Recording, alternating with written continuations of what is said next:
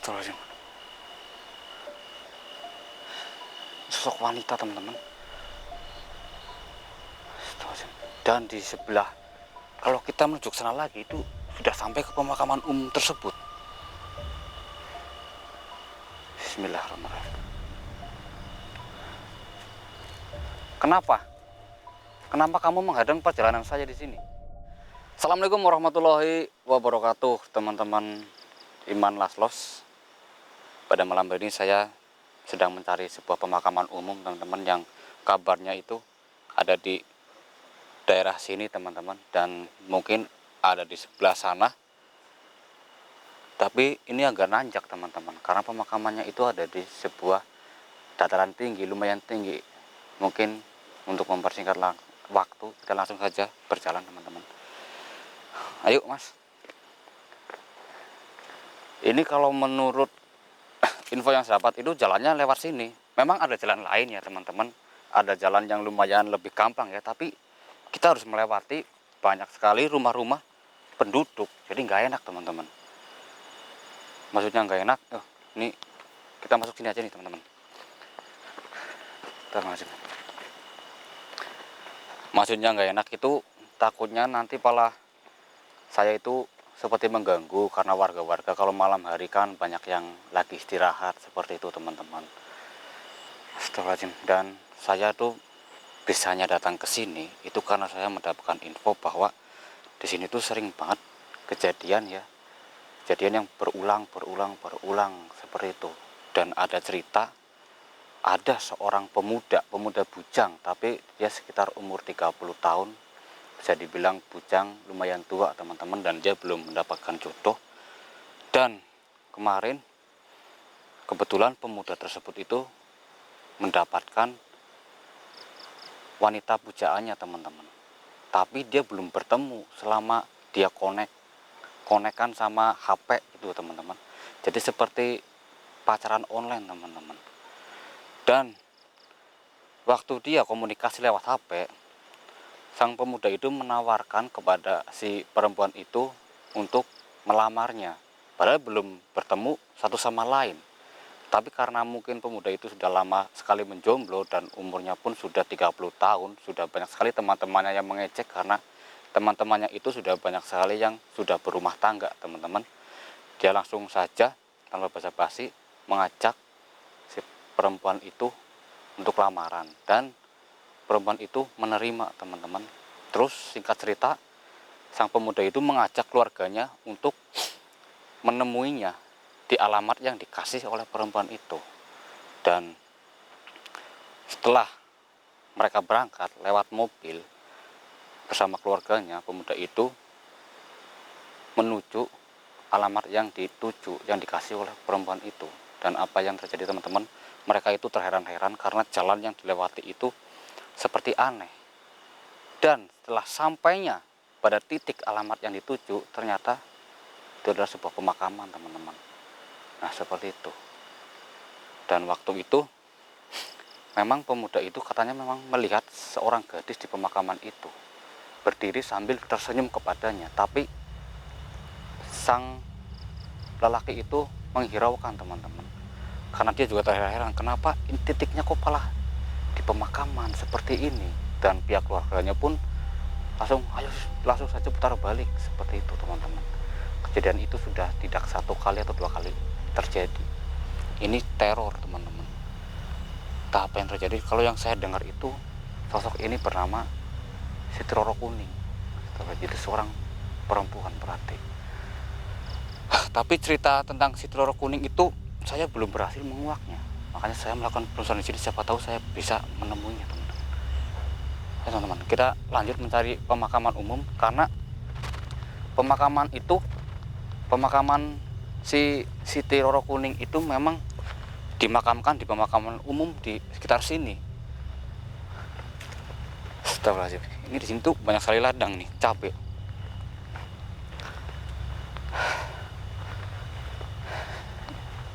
Bismillah. Memang kejadian seperti itu sudah nggak heran lagi ya, teman-teman ya.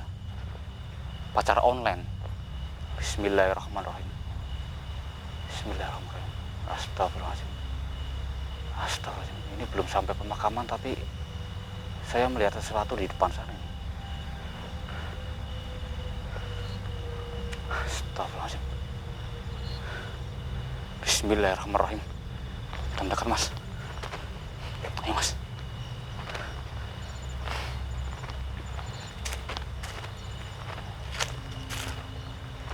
Astagfirullahaladzim. Astagfirullahaladzim. Astagfirullahaladzim. Sosok wanita teman-teman. Astagfirullahaladzim. Dan di sebelah, kalau kita menuju ke sana lagi itu sudah sampai ke pemakaman umum tersebut. Bismillahirrahmanirrahim. Kenapa? Kenapa kamu menghadang perjalanan saya di sini? Astagfirullahaladzim. Bismillahirrahmanirrahim. Bismillahirrahmanirrahim.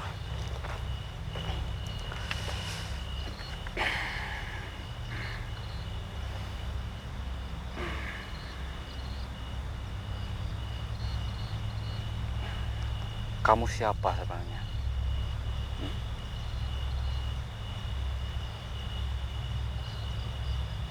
Astagfirullahaladzim. Ternyata kamu yang dijuluki Siti Roro Kuning. Astagfirullahaladzim. Teman-teman, ini nggak disangka-sangka ya. Saya belum sampai ke pemakamannya. Siti Roro Kuning ini sudah menghadang perjalanan saya di sini.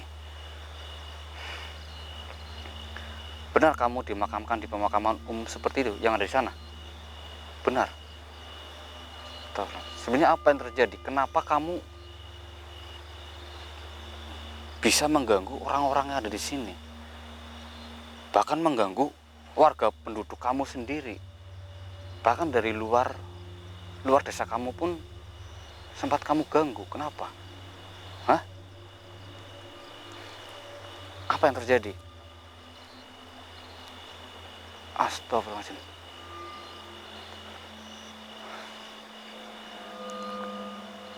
Astagfirullahaladzim.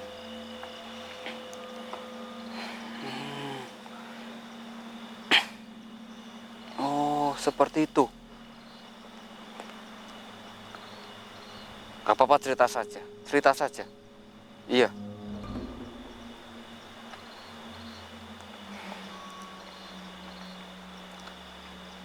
Ternyata dia dijuluki sebagai Siti Roro Kuning. Dia itu suka sekali dengan warna kuning, teman-teman. Seperti yang kita lihat, pakaiannya pun kuning seperti ini. Dan ini saya mendapatkan informasi asal-usulnya, teman-teman. Ternyata dulunya dia itu adalah seorang gadis perawan yang sangat cantik sekali di desa ini. Dan dia hidup dengan keluarganya yang sederhana, teman-teman. Tapi kenapa dia bisa sampai meninggal dan lalu dia gentayangan seperti ini?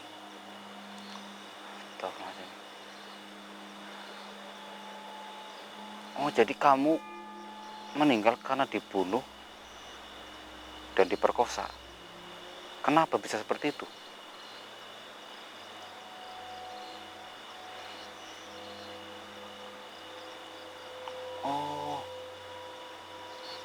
Oh, memang ternyata banyak sekali teman-teman pemuda-pemuda yang menyukainya dan datang ke rumah untuk melamarnya. Banyak sekali. Dari dalam desanya dia sendiri ataupun di luar desanya dia, teman-teman. Dari bangsawan, dari keluarga kaya raya, dari keluarga yang biasa-biasa saja, tapi semua ditolak. Kenapa ditolak, teman-teman? Karena ada cerita ini ya, bapaknya dia sendiri, dia itu waktu itu sedang mencari kayu bakar di pekarangan sebelah sini.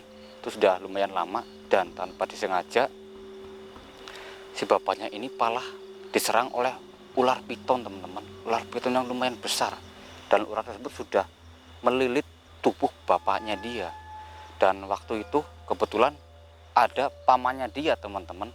Pamannya dia datang untuk menolong bapaknya dia. Dan alhamdulillah bapaknya dia pun selamat. Jika tidak ada pamannya mungkin nggak tahu ya, teman-teman, mungkin sudah nggak selamat. Dan semenjak itu, kenapa bapaknya dia dan dia menolak semua lamaran para pemuda. Itu karena waktu bapaknya dia ditolong oleh pamannya dia sendiri, bapaknya dia itu mengucap sesuatu, teman-teman. Dia itu seperti berhutang budi, berhutang nyawa sama pamannya dia. Dan kebetulan bapaknya dia itu kan punya istri, yaitu ibunya dia, teman-teman. Dan waktu itu sedang mengandung dia. Dan juga si pamannya pun mempunyai istri, sama, sedang mengandung juga. Dan waktu itu bapaknya dia mengucap seperti, terima kasih sudah menyelamatkan saya. Bagaimana kalau saya tidak bisa diselamatkan, tidak ada kamu di sini. Lalu bapaknya pun mengucap lagi, ini sebagai ucapan terima kasih saya, istri kita kan sama-sama sedang hamil. Jika anak saya perempuan dan anak kamu laki-laki, besok kalau sudah dewasa, saya akan menyerahkan anak saya yang perempuan untuk menjadikan istri anak kamu, seperti itu. Dan jika sama-sama anak laki-laki yang keluar, yang dilahirkan, maka separuh hartanya si bapak ini akan diberikan kepada si anaknya, pamannya, seperti itu, teman-teman. Biarpun dari keluarga sederhana, tapi harta kan bisa dicari ya, teman-teman. Harta itu berbentuk bukan hanya uang. Dari panen kebun atau panen apapun itu sudah dibilang harta, teman-teman, seperti itu. Jadi awal mula seperti itu perjanjian dari bapak kamu dan paman kamu. Kamu malah dijodohkan oleh bapak kamu untuk anak dari paman kamu sendiri. Karena kejadian itu, makanya kamu menolak. Oh, jadi karena ada salah satu pemuda dari keluarga yang lumayan terpandang di desa ini, desa kamu sendiri, yang tidak terima karena lamanya ditolak sama kamu dan keluarga kamu. Oh, lalu dia mengucap, dia menculik kamu. Lalu dia mengucap seperti ini, teman-teman, jika saya tidak bisa memiliki kamu, maka satu orang pun juga tidak akan bisa memiliki kamu. Lalu kamu diperkosa dan dibunuh, lalu dibuang di perkebunan daerah sini. Lalu kamu ditemukan oleh salah satu penduduk sini dan dimakamkan di pemakaman umum yang ada di sebelah sana, teman-teman, di atas sana. Astagfirullahaladzim. Jadi sekarang kamu menjadi sosok yang suka menggoda lelaki perjaka. Astagfirullahaladzim. Jadi dia tuh bisa melihat siapa yang sudah berjaka dan tidak, teman-teman. Dan kebetulan rekan saya yang megang kameramen itu perjaka, dan dia tahu, teman-teman. Astagfirullahaladzim. Tidak bisa, kamu pun hanya mempermainkan. Sebenarnya kamu hanya meneror semua para perjaka. Iya. Untuk apa kamu melakukan semua ini, ha? Astagfirullahaladzim. Karena kamu terbayang-bayang. Iya. Hidup kamu merasa kamu itu dipermainkan oleh orang yang telah membunuh kamu. Astagfirullahaladzim. Oh, kamu bingung, kamu nggak bisa tenang seperti ini. Astagfirullahaladzim. Jadi kamu merasa bingung.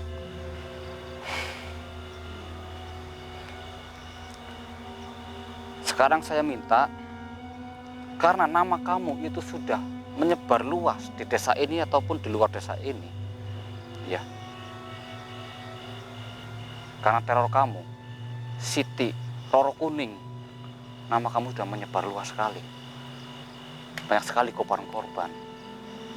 Iya. Kenapa kamu bisa berhubungan komunikasi lewat benar-benar digital seperti handphone? Nah, kenapa? Astagfirullahaladzim. Oh, seperti itu.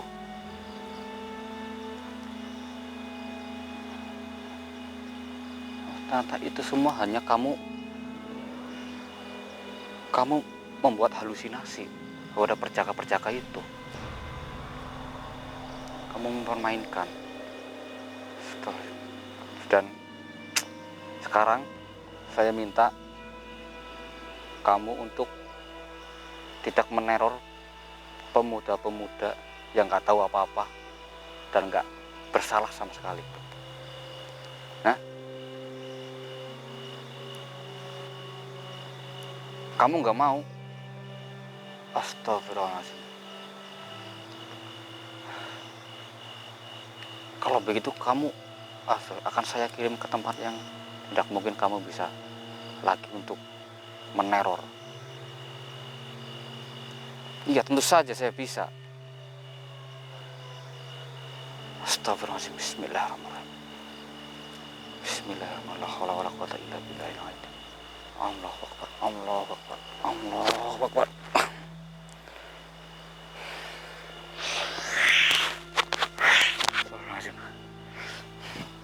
Alhamdulillah, terkuak sudah teman-teman. Siti Roro Kuning sudah yang suka meneror. Kenapa saya tidak berlama-lama untuk membiarkan? Karena hal-hal buruk itu memang tidak baik untuk kita biarkan berlalu terlalu lama, teman-teman. Seperti itu.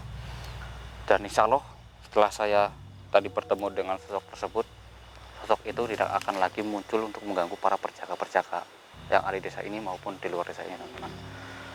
Aduh, ini kalau lewat sini menuju pemakaman lumayan rimbun, teman-teman. Astagfirullahaladzim. Ternyata suatu kejadian yang ada di dunia ini, teman-teman, pasti akan ada buntutnya, teman-teman. Ada buntut yang memanjang. Seperti itu. Kita meninggal gak wajar, maka di akhirat pun kita akan mengalami hal-hal yang tidak wajar. Seperti itu. Jadi jangan menyepelekan semua yang kita lakukan di dunia ini, teman-teman. Astagfirullahaladzim. Oke, mungkin cukup sekian, teman-teman. Saya pamit undur diri. Assalamualaikum warahmatullahi wabarakatuh. Bismillahirrahmanirrahim. Allahu Akbar. Allahu Akbar. Allahu Akbar.